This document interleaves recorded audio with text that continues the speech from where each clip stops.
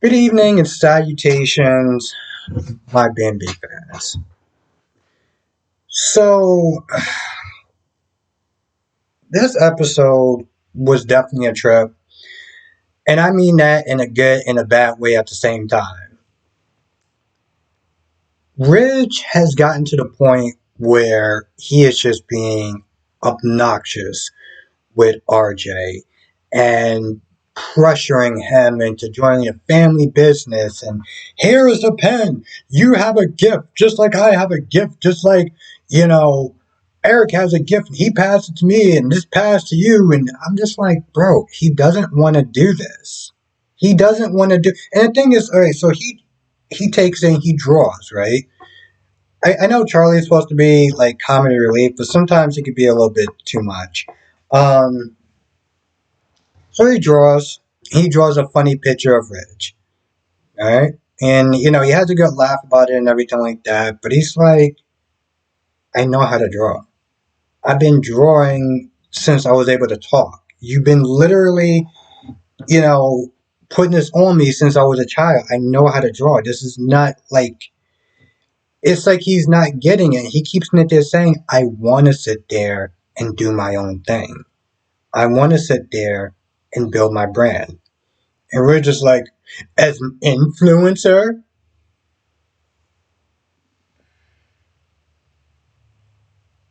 see, this is something that just pisses me off. And I've said this before, but I guess it bears repeating since, um, he made this a staple of not taking what he does seriously. First of all, I don't like the term influencer. It sounds super pretentious to me. Okay? It sounds super pretentious to me. But here's the thing, though. I like to use the word content creator, and that's what he is. He's a content creator. It's important. Entertainment is important. What he does is important. And he also gets money from that. And it's funny that Rich sits and talks about, well, that's not a career. And I'm like, well, a career would mean that something is permanent, you know? See, the thing is, Rich looks at what he does as permanent as opposed to what RJ does. And the thing is, it's not. Something can happen. They could be playing darts and Rich hurts his hand. That's it, you know? And in this day and age, there's nothing that is permanent. So if he's not there talking about something that's, oh, well, something you can really, he tries to make it. And another thing is that he looks at it like, I feel like the conversation or the argument is just so tiring. And people like him try to make it seem like people like what RJ does, what I do, and what any other YouTuber does, any other Twitch streamer does, is not a real job. And I'm like, well, if you're making real money, then it's a real job. It's something that just maybe I feel like that way because some people just are not happy at what they do. They're not really happy at their jobs. And so when they sit there and they take a look at somebody who is actually enjoying what they're doing, there's a certain level of jealousy that comes into play.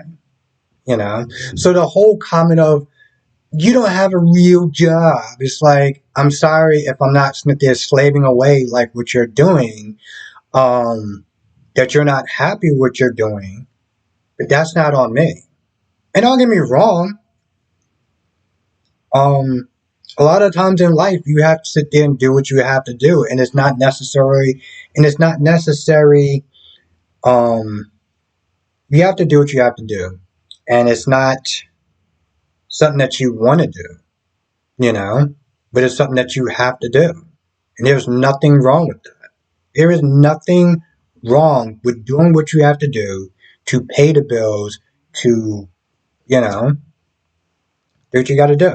But if someone is fortunate enough and lucky enough to sit there and do what they love doing and they get paid for it, that's not something to feel ashamed of. And that's not something to sit there and shame somebody of being able to do. I felt like I kind of went off on a long tangent, but it was kind of important that I sit there and talk about that for context because again, Rich has just been getting on my damn nerves about that. And the fact that he's like, here's this pen, use your magic. It's like, bro, come on. Like, it's gotten to a point where it's like, it's not even funny anymore. It's just obnoxious. And there's one point where RJ's like, oh, you're old to his comment of, that's not a career. But it's not so much that he's old, he just has a very old way of thinking. And hell, unfortunately, I can't even sit there and say it's just that because there's people that's Gen X and stuff like that that was sitting there, what you do is not a real job. Like, well, I make real money, so you know. Plus, there's a lot of work that goes into what RJ does, what I do, what DC does, what Brock does. I'm not gonna get into all of it, but it's a lot.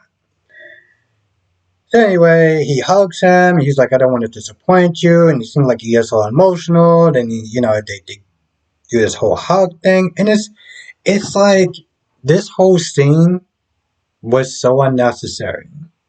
If you would have stopped trying to pressure him from day one. My whole thing is like, bro, so do you want him to just leave? Like he came in, he checked in to sit there and see how his family's doing, and you're doing everything you can to push your son away into going back to what he's doing. Because at the end of the day, no one likes a headache. Rich, you're a headache right now. Stop it. Now, the rest of this episode, very questionable, right? This whole thing, all right, again, I get it. It's laugh and giggles. I finally, somebody told me that it was J.J. Walker's, the Good Times guy, right? So I get that there needs to be a certain level of levity, but sometimes you can kind of look at it as like, was this really the best way that they could have spent their time? Like, seriously, was this really the best way they could have sat there and spent their time with this whole little so-called laugh fest that wasn't really funny because the dude just kind of came across as some sort of, I don't know, con artist or whatever? Um, he's like, because Deacon's like, all right, so who have you worked with? Oh, I don't kiss and tell. It's like, no, bro, that's a resume. I want to know who's the people that they work with. Oh, well, they count on my anonymity. I was like, okay, so you don't really seem like you have a resume so far. Hey, well, you got a good taste palette, right? I mean, you're a wine expert, right? It was like, yeah, okay. So wait outside after getting the child some corn. Wait outside. Come back. Test these wines. I want to know if you know the region of where they came from. Now, if you are a connoisseur of wine, you should have no problem being able to do. I didn't understand the spitting part. I was like, it was just gross. Also, it just kind of pissed me off because you're just wasting wine at that point. I think at this point, if you've been to my live streams, you know how much I love wine. One wine in particular, but you know how much I love wine. So I feel like that was like, bro, what are you doing? So even if they're tasting these different the wines and the grandchild is that they're trying to help him, you know, describe where these wines are coming from. He does all three. He gets all three right. It's like, all right, yeah, all right. Well, you're definitely good. I will definitely sit there and let you know. Like it just seemed like it was a really good afternoon of trying to find a way to get some taste testing in there stuff. You didn't actually drink it, so I don't know. It just seemed like so much of an unnecessary scene. It's like you couldn't found anything else to do with Deacon. Just give me this little skit thing. This little. It just seemed unnecessary to me, to be honest.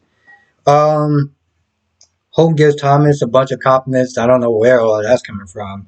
Oh, you're a good designer. You're a good father, and you know, it's just really great working with you and watching your element. And it's like, all right. And then there was one point I felt like she got like a lady boner when she was modeling for Thomas and he was not there, saying what stuff he likes about the dress, what stuff he doesn't, and hem this and cut that or whatever, and she's getting all flustered, and she seemed like she's about ready to sit there and jump his bones at this point, and she keeps hearing in her head about how her mom's like, oh, well, it's so good that you're not attracted to the bad boy. It's so good you're not attracted to the bad boy, unlike me, who's been just attracted to the bad boy my whole life, and it's like, all right, so like at this point, when are you two gonna just like want to hitting the sheets, knocking boots.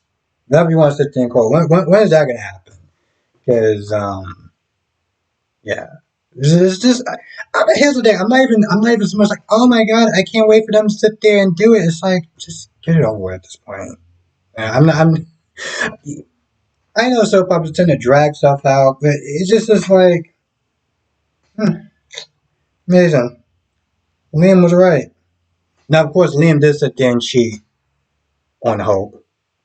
And he was doing all that stuff. So I don't, in this whole scenario, it's like I don't understand how people are going to be so upset with Liam, and Liam was not there doing the exact same thing to Tom, and Liam was doing the exact same thing to Hope. It's like on Y&R with Elena and Nate, and people are just like, oh, well, you go, girl, you can do so much better than him. And it's like, so do you people just have selective memory? Because from what I understand, she cheated on him after she cheated on Devon. But people were just like, "Oh, I'm team Elena," and I'm just like, "Yeah, you're team Elena." Yeah, I guess you just like to sit there and revive history like Nina on General Hospital. I love it. Anyway, I feel like that's pretty much about it. This episode was my issue sometimes when it comes to us this content and soaps and stuff like that is that some of these episodes aren't as strong as they could be, you know. And a lot of times, people always sit there and give some sort of excuse, not today, but just in general, like, oh well, it's Monday's episode, so it's not going to be that. It's not going to be that good. It's going to be a slow burn. I'm like, okay, so what you're sitting there saying is that what Wednesday through Friday to start watching stuff, you got to sit there and put your best foot forward. Okay, you got to put your best foot forward because what most people are sitting there doing, people that don't sit there and watch like every single day is not super committed. They'll either sit there and read a recap, or they will sit there and watch a review.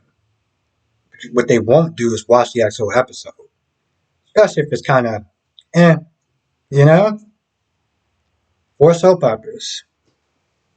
And these idiots' minds, they feel that they need to sit there and have a slow burn. And there's nothing wrong with a slow burn to some extent, but you have to make it a good episode.